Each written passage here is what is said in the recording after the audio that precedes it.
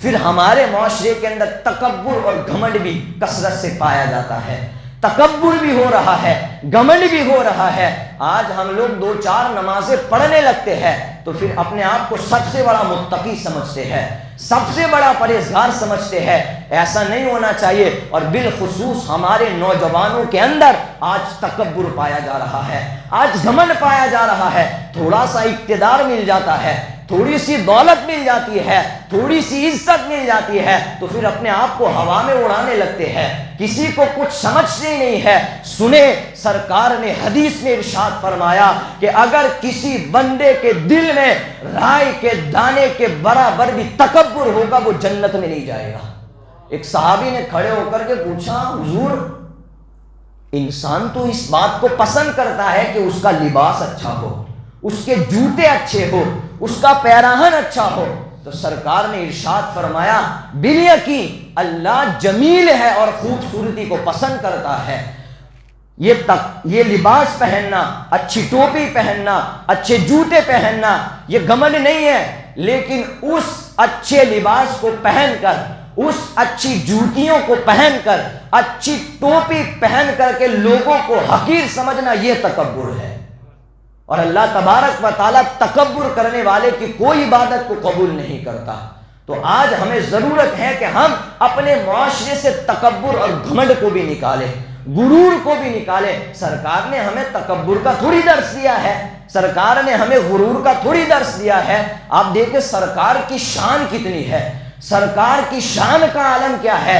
جبریل علیہ السلام کے تاج کے موتی سرکار کے قدموں کو سجدہ کرتے ہیں۔ سرکار کی شان کا عالم کیا ہے، ان کی رفعت کا عالم کیا ہے۔ ان کے مقام تک کوئی نہیں پہنچ سکتا اور ان کے مقام کو کوئی نہیں سمجھ سکتا۔ سرکار نے خود حضرت ابوبکر صدیق سے فرمایا، ابو بکر سفر میں، حضر میں ہر وقت میرے ساتھ رہتے ہو، اٹھتے ہو بیٹھتے ہو، لیکن سن لو میری حقیقت سے میرے رب کے سوا کوئی نہیں جانتا۔ سرکار کی شان دیکھے۔ سرکار نے ایک مرتبہ جبریل سے پوچھا، جبریل تمہاری عمر کتنی ہے؟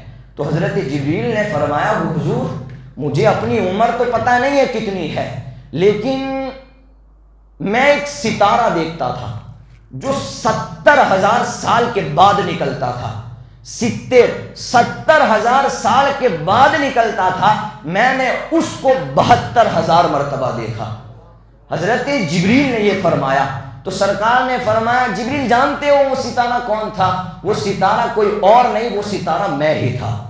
سرکار کی شان، ان کا مقام ہے، ان کے مقام تک کوئی نہیں پہنچ سکتا، لیکن سرکار نے اپنی زندگی کے اندر کبھی تکبر نہیں فرمایا، کبھی گھمنڈ نہیں فرمایا، بلکہ سرکار نے ہمیں عاجز و انکساری کا درس دیا ہے، عاجز و انکساری کا پیغام دیا ہے۔ بلکہ سرکار علیہ السلام کی بارگاہ میں ایک مانگنے والا آیا، اور وہ مانگنے والے کو ایسی بیماری تھی کہ اس کے جسم سے چمڑی کٹ کٹ کر کے گر رہی تھی۔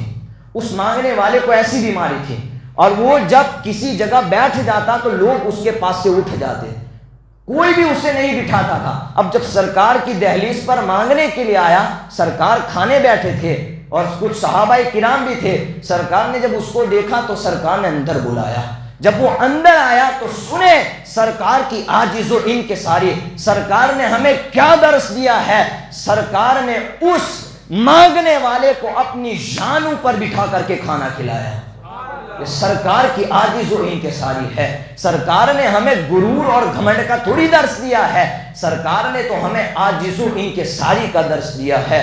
سرکار رحمت عالم صلی اللہ علیہ وسلم نے حدیث میں ارشاد فرمایا کہ جو بندہ اللہ کی رضا کے لیے، اللہ کی خوشنودی حاصل کرنے کے لیے عاجز و انکساری کرتا ہے تو اللہ تبارک و تعالیٰ اسے 7ویں آسمان تک بلندی عطا فرماتا ہے۔